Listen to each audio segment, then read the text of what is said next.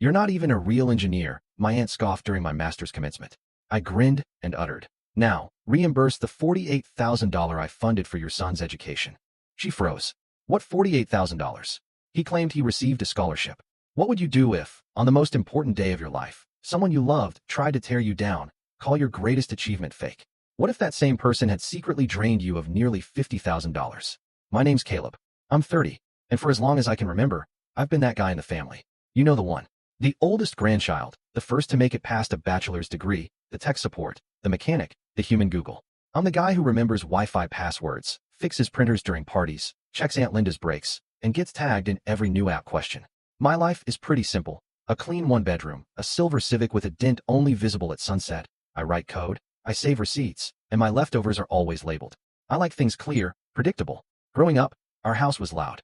Love sounded like, "Did you eat?" Stress sounded like, "We'll figure it out." Money? That was a family group project that never, ever finished.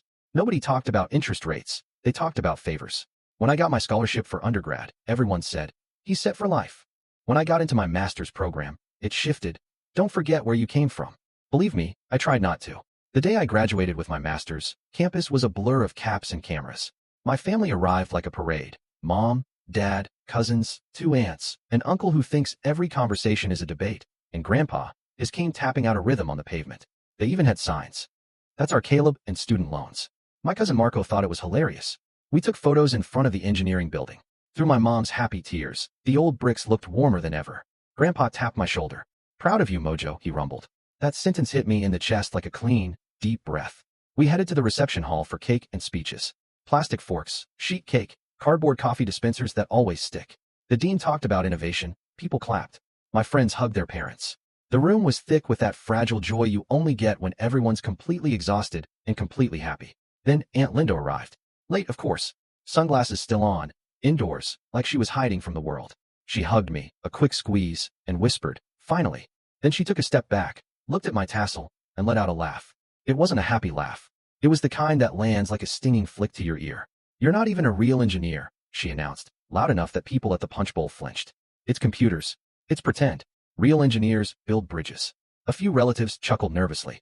Laughing along is always easier than not. My dad stared at his shoes. My mom's smile thinned, almost vanishing. And me? I smiled too. It's a reflex, one I learned years ago at family parties. "Okay," I said, taking a slow sip of coffee. My hands weren't shaking. Good, I thought. No tears today. We can talk about what's real later. She waved a dismissive hand. "Oh, don't be sensitive. I'm kidding." She leaned in, her voice suddenly syrupy sweet. "Besides, you owe me a speech for all I've done for your career." "What have you done?" I asked, my voice calm, almost flat. She winked, like we were sharing some secret joke. "We'll chat at dinner." Across the room, her son, my cousin Leo, was taking selfies with the mascot. He was wearing some designer hoodie I recognized from a credit card ad that kept following me online. Leo caught my eye, held up his phone like a trophy. "Influence," he called out. "It's my job." We cut the cake. Uncle Rob turned his toast into a TED Talk. And Aunt Linda just kept circling back, tiny jab after tiny jab. "So, now that you're done, you can help out more, right? Don't forget family. Your degree is for the team." Each little barb landed exactly where I'd been trying to keep clean. "Then not a real engineer," line stung. Yeah, but the real trigger? It was how everyone else reacted. Those little laughs, the silence from people who knew me better, the way that insult gave permission to a kind of taking I already understood all too well. I kept my graduation cap on, partly because it felt like armor, partly because I wanted to hear the tassel brush my ear when I turned my head. It reminded me. Asterisk, I finished something. This belongs to me. Asterisk, I looked around. My friends were pulling their families into pictures that looked like magazine ads for happiness. My family. We looked like a board meeting where someone forgot the agenda. "Not today, Caleb," I told myself. "Eat cake. Nod. Go home. Celebrate quietly." But her words, "not a real engineer," just wouldn't stop tapping in my head. I could hear what she really meant. Asterisk, you don't get to call the shots. You're the helper. Your success is community property. Asterisk, dinner in an hour at Elmar. Mom whispered, soft as a prayer. "Please come. I'll be there," I said. I meant it. I was still the kid who shows up, even when the room makes it hard to breathe. I tucked the program into my pocket, next to a note I'd scribbled that morning. Asterisk, take photos. Calabella, don't argue. Asterisk, I added a 4th line in my head, a new mantra. Remember who you are. I didn't become the dependable one because I love being needed. I became it because I hate watching things fall apart. I'm the oldest, the organizer, the spreadsheet guy. I can make a plan for anything. How to get 8 people from a church to a restaurant in 2 cars. How to rebuild a laptop from spare parts. How to pay off a balance in 6 months if nothing else blows up. That last part? That was our family's unofficial motto. We'll figure it out. And our unofficial rhythm. Caleb will figure it out. I used to think that was an honor. Then I realized it was a habit they never had to break. Aunt Linda picked up that habit early. She's my mom's younger sister, loud in any room, calls herself frugal, but everyone else cheap. The universe provides, she'd say, and then send me her Zelle handle. 2 years ago, when Leo got into state university, she plastered his acceptance letter on the fridge. We are so blessed, she declared. Then they saw the cost after aid. We are so stressed. The night before Leo's first tuition was due, she called me. We're short, she said, like she was talking about the weather. Just this once, sweetie. He got a small scholarship, and Rob's hours got cut. You know how it is. I knew. I also knew Leo had posted a story that morning from a concert in a different city. How much? I asked. She named a number that made my shoulders tighten. I'll send what I can, I said, a sentence I could utter with my eyes closed. I didn't tell anyone. I hated watching people fight about money. I wired the cash, telling myself it was a one-time kindness. It was not one time. Tuition is a season, not a moment. Books, meal plans, emergencies that always landed on the exact day I needed to pay my own bills. And, somehow, treat yourself days on Instagram for Leo. Each time the ask came, it had a new outfit. We'll pay you back when taxes hit. When Rob's overtime starts. When the scholarship clears. When the landlord stops being a jerk. I set up a simple Google sheet, family loans. Naming things helps me breathe. Leo's tuition went on its own tab. I logged every transfer. $2,000 here, $1,200 there, for $180 for lab fees, $175 for book codes. I made notes to protect my brain. He'll pay me back. It'll even out. It didn't even out. After 1 year, the total was $17,860. After 2, $36,420. By Leo's third fall, it hit $48,000. An amount that made my stomach feel like a tight fist, even when I wasn't consciously thinking about it. I stopped writing he'll pay me back. I wrote, don't forget this happened. There were other leaks. My brother Mateo needed a root canal, $1,930 on my card because his insurance hadn't kicked in yet. My parents' car needed tires. Dad sent me a photo of bald rubber. I bought the tires. I added them to the family phone plan when Mom's was about to be shut off for the 3rd time. I paid for Grandma's meds twice because the pharmacy wouldn't release them without cash, and we'll figure it out, doesn't work on pharmacists. Every yes carved a groove. People learned those grooves. They tossed the ball right where they knew I'd be. When I tried to step out of position, they'd throw it anyway and look offended when it hit the ground. You might ask why I didn't say no sooner. I asked that question in the mirror a lot. The answer I liked was simple. I thought love was a resource I handed out until I was empty, and then I could rest. The real answer? Messier. I liked the way being needed arranged the room. It put me at the center. It made me important. It made the noise in my head go quiet. And then the bill arrived, and the noise got louder. Aunt Linda could make me feel small and big in the same week. A genius and a clown in one breath. You're so good with money, she'd purr when she needed a transfer. You act like a banker, she'd snap when I asked for a plan. She told people I was blessed, as if I'd been born into a savings account, not into the same house where Dad kept cash in an envelope behind the rice, and Mom stretched ground beef with breadcrumbs like magic. Our family group chat, fam, turned into a stream of soft emergencies. Who has a Costco card? How do I cancel this subscription? Caleb, what's the cheapest health insurance? My laptop says disk error. What do I do? I answered so often that if I didn't, someone would text again, like a timer had gone off. Leo texted sometimes too, always breezy. UNC, you the best, he'd say after a transfer, as if flattery was an installment payment. He called me UNC, even though I'm his cousin. He thought it sounded cooler. He promised me front row seats at an imaginary graduation he never actually wanted to attend. I asked twice, gently, for a plan. Can Leo get more hours? Can he do 2 semesters at community college? Aunt Linda would reply with a story about a counselor who discouraged him, a professor who had it out for him, a landlord who hated success. She always found a villain who wasn't her. She always found a hero who was me. And she always said, we'll make it right.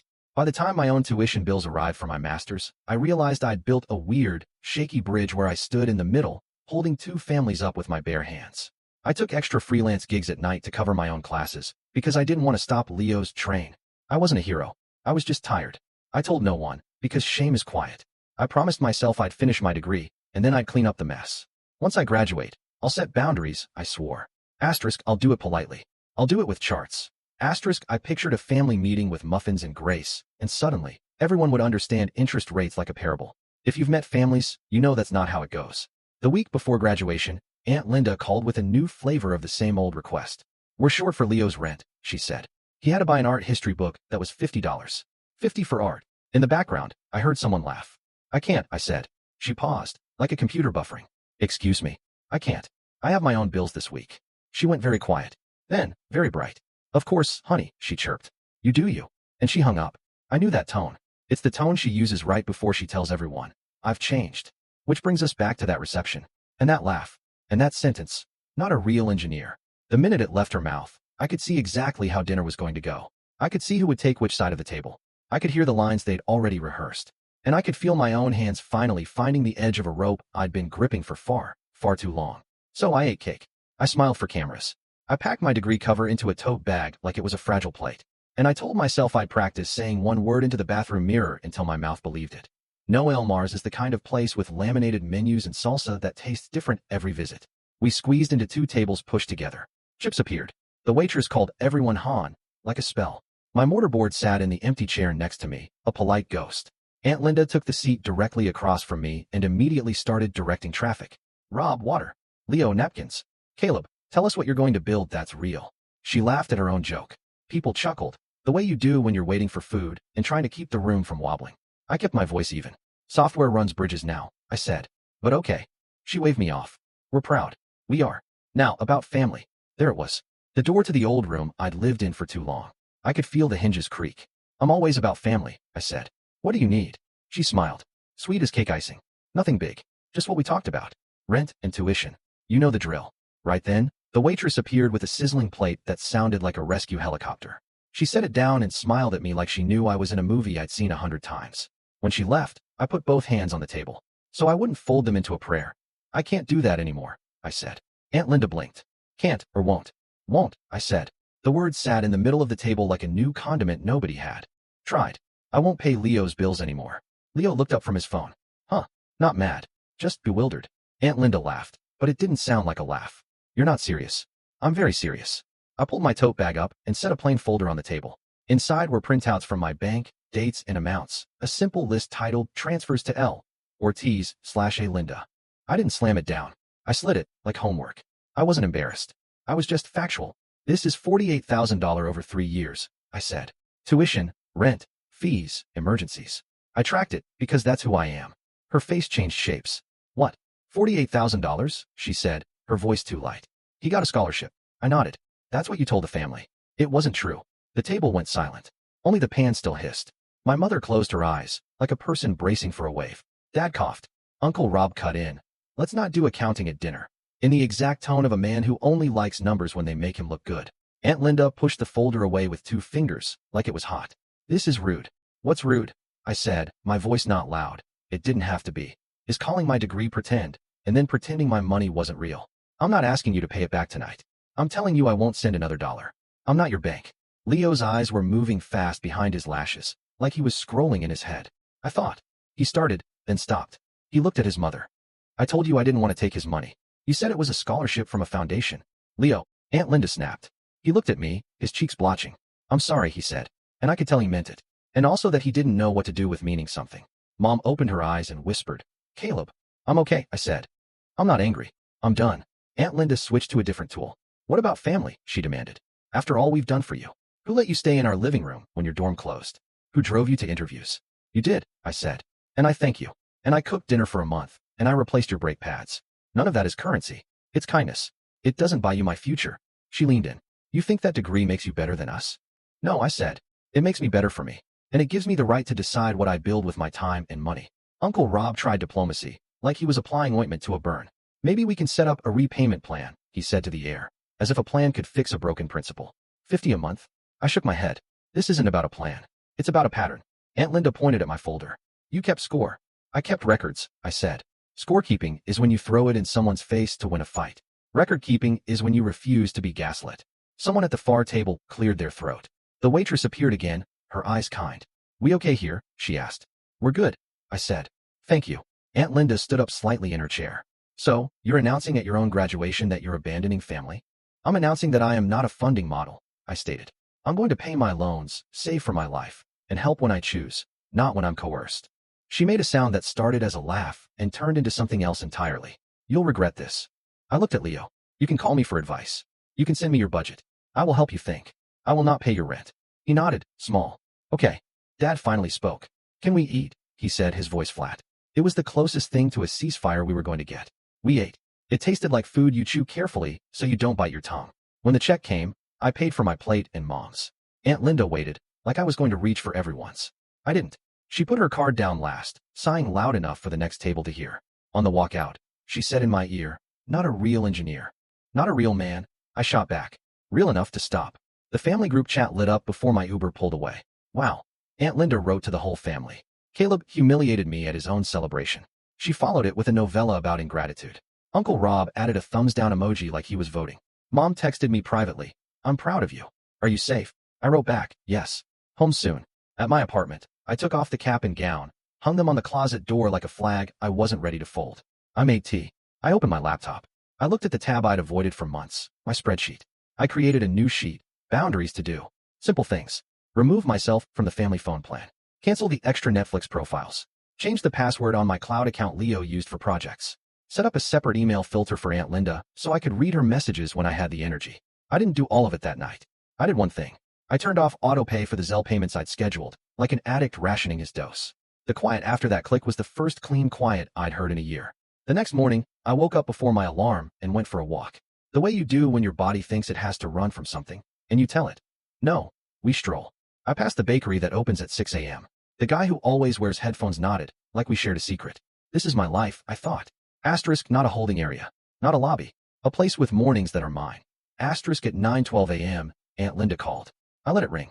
She texted a paragraph so long it showed up as 3 bubbles. "We need you to come over," she wrote. "Family meeting 2 p.m. I answered, "I won't be there. We can talk next week. Just us 3. You, Leo, me. No Rob." She responded, "Wow. Controlling. Classic." Leo texted separately, "Can we talk?" I said yes. He came by at noon, in the same hoodie from the party. He didn't take it off. He sat on my couch like a student in the principal's office. "I didn't know it was that much," he said. "I knew it was money, but not that. I shouldn't have kept paying without a plan," I said. "That trained everyone wrong, including me." He looked at his hands. "Mom said you're rich." "I'm not," I said. "I'm careful, and careful people look rich to people who aren't." He nodded, like I'd said something he could work with. "Will you show me how to budget?" he asked. "Yes," I said, "but I won't build it for you." We sat at my table with coffee and a simple template. I wrote headings with a Sharpie on notebook paper. Income, basics, debt, fun, sinking funds. "Name your dollars before the month starts," I told him. "If you don't, the month will do it for you." He laughed once, then didn't. We found $60 a week he could shave without starving. He looked shocked, like a magician had pulled a rabbit out of his bank app. "It's boring," he said. "Boring is rich," I countered. He left with homework. "Cancel 1 subscription, call the bursar, find a part-time shift." "Thanks, UNCC," he said. And I didn't correct him.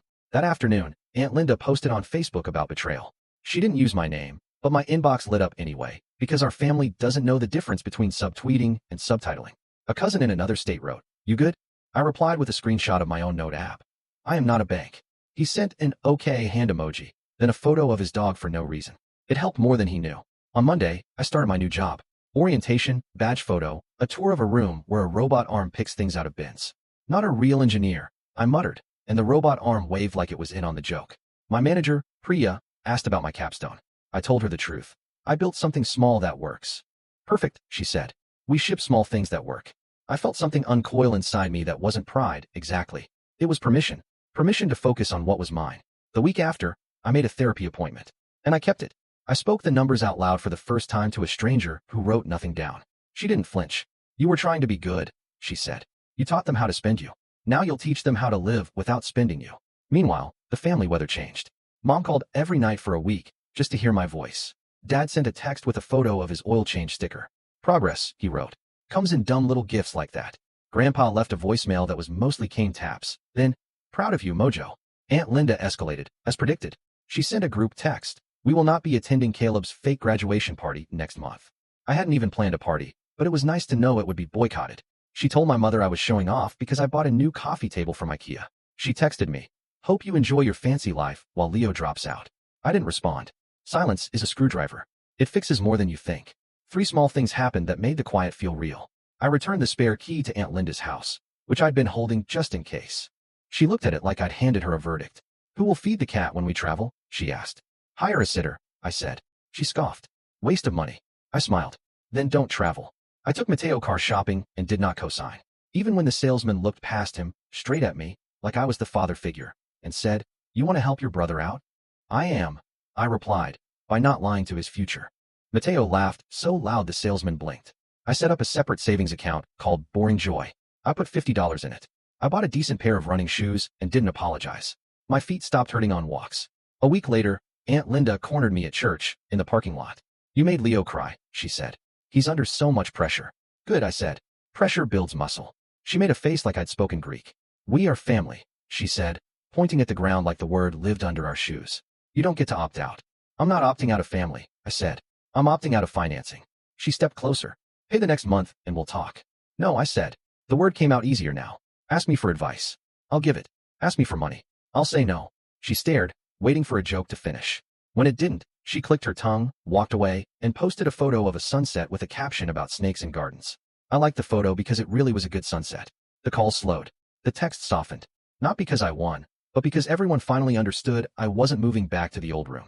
Sometimes, the only way to change a choreography is to stop dancing. One night, Leo called. I got a job at the campus IT desk, he said. It's boring. Good, I said. Boring is rich. He laughed. I used that line in an interview, he confessed. They thought it was deep. I wrote a new line on my boundaries to-do list. Start living like you're not on call. I put my phone in the kitchen at night. I slept. I woke up to a world that didn't need me at 2 a.m. And I didn't feel useless. I felt okay. This journey, it really changed me. It was hard, painful even, but ultimately freeing. I'm curious. Have you ever had to draw a really tough line with family or friends? What did you do? Let me know in the comments below. I really want to hear your stories.